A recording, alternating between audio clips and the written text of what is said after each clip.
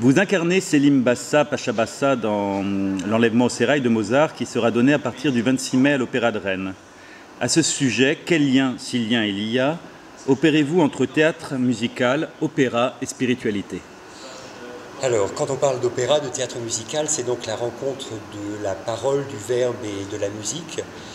Je me souviens d'un article où Bertolt Brecht se fâchait contre la musique et disait on ne peut pas amener le sensible dans le théâtre et il faut que le spectateur reste conscient et reste dans la réflexion et on ne peut pas amener cette dimension voilà, de l'affect et de la musique dans ses réflexions. Pour moi c'est tout l'inverse et c'est ça qui m'intéresse dans le théâtre musical et c'est pour ça que notre compagnie défend cet art, c'est que justement la musique amène une nouvelle dimension, une ouverture beaucoup plus large que le simple mot ou le simple sens. Et Mozart est peut-être un des meilleurs exemples qu'il puisse y avoir. Et un simple mot, même des fois, on sait que les livrets d'opéra sont des fois très pauvres au point de vue du sens ou de l'histoire.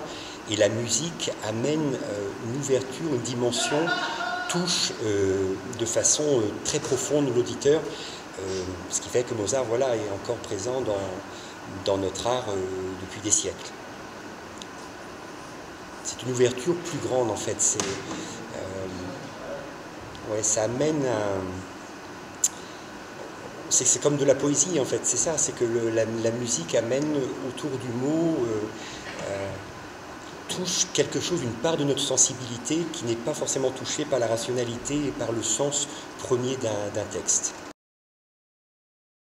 À propos de Mozart et d'Orphée Théâtre, on entend parler d'un Mozart et Salieri en préparation. Pouvez-vous nous en dire plus? Donc ça, c'est la nouvelle création de la compagnie. Après l'opéra de Puccini, Gianni Schicchi, qui a été présenté à l'Opéra Bastille l'année dernière. Donc on s'attaque à l'histoire qui est très connue par le film de Miloš Forman, Amadeus. Et ce qu'on sait moins, c'est qu'à l'origine, c'est un texte de Pouchkine, c'est un petit poème, deux petites scènes dramatiques qui opposent Salieri à Mozart et qui pose cette question de savoir est-ce que Dieu, est-ce que l'être suprême choisit l'enfant qui va être le plus fidèle à son créateur ou celui qui va lui consacrer sa vie le plus pour lui, ou est-ce qu'il choisit un personnage vulgaire, licencieux, superficiel, et lui donner à lui tous les talents musicaux. Donc c'est le thème qu'a abordé Pouchkine, qui a été repris et mis en musique par Rimsky-Korsakov, et après qui a été écrit dans la pièce de Peter Shaffer, Amadeus.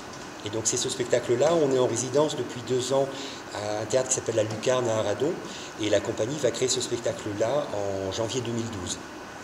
Jean-Michel Fournereau, nous vous remercions, ainsi qu'Unidiver. Merci beaucoup. Merci.